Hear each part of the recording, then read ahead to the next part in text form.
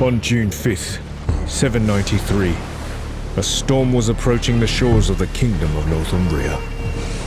A few months earlier, Althing, the Council of Vikings, made the decision to plunder its largest abbey, the famous Lindisfarne. One of the leaders of this expedition was Jarl Ulf Ironbeard, a stern but respected man among his people. However, it wasn't meant for all of the Northmen to reach Lindisfarne by the sea. A storm that hit the coast of Northumbria has scattered some of their ships miles away from their destination. Ulf's raiding party landed near a town called Bamborough. The Northmen saw it as an easy target to plunder. Little did they know that all of Northumbria was just coming out of a bloody civil war. Troops of a new King Ethelred were battling remnants of recently murdered King Osred's loyal army.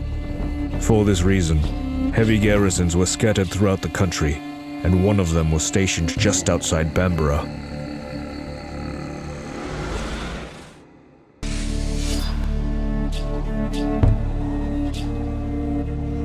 Overwhelmed by the forces of the enemy, cut off from their ships, the Northmen had to escape. Those who did not retreat in time lost their lives or became captives. Once harsh invaders looking for prey, the Northmen suddenly became prey themselves. Luckily, they found salvation in a nearby forest, which became their temporary shelter. Here, they could catch a moment of respite from the pursuing Britons. Here, Jarl Ulf Ironbeard, who suffered injuries during the fight, could heal his wounds and recover. However, a new problem arose for the people of the North. In order to survive and to have any chance to join the rest of the expedition against Lindisfarne, they had to gather food and supplies.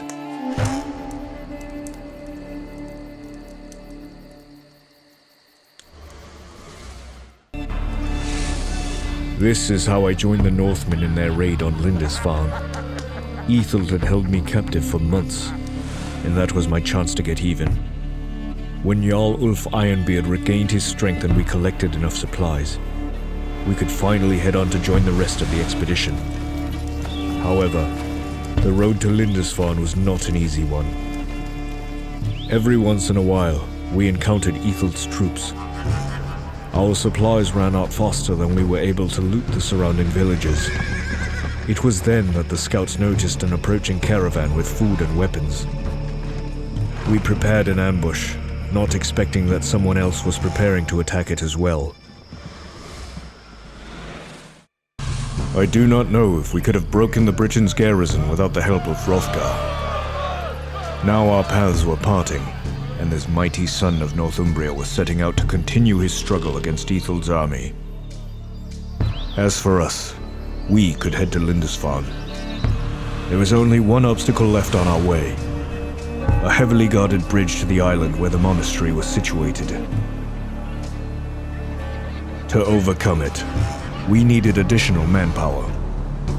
While Jarl Ulf started to prepare our troops, the scouts reported on the Viking ships circling the shore. For some reason, however, they maintained a distance and there was no way to contact them.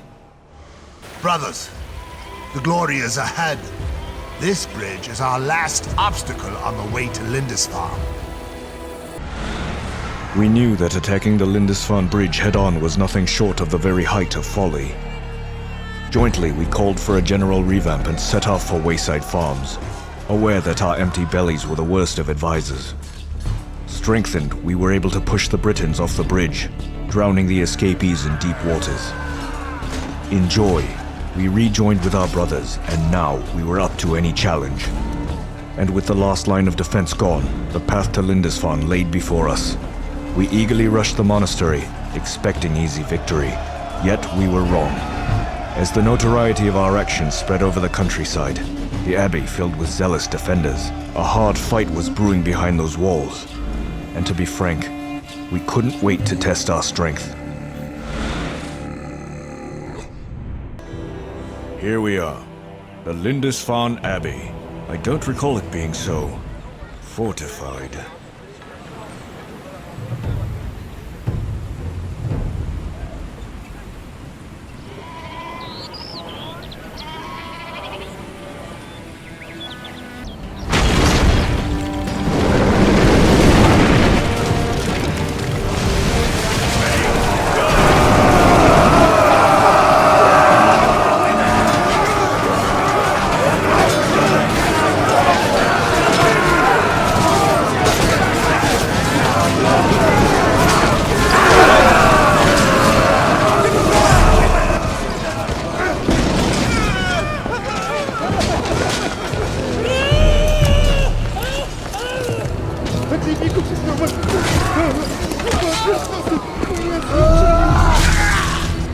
Lindisfarne fell, with heavy bags encumbering us from the gold and trinkets.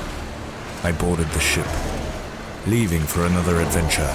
Later, I heard my countrymen claim such terror has never plagued the homeland. I've seen my share of suffering too. I lived through it and survived. And let me tell you, this is just a start, as the age of the Vikings has just begun.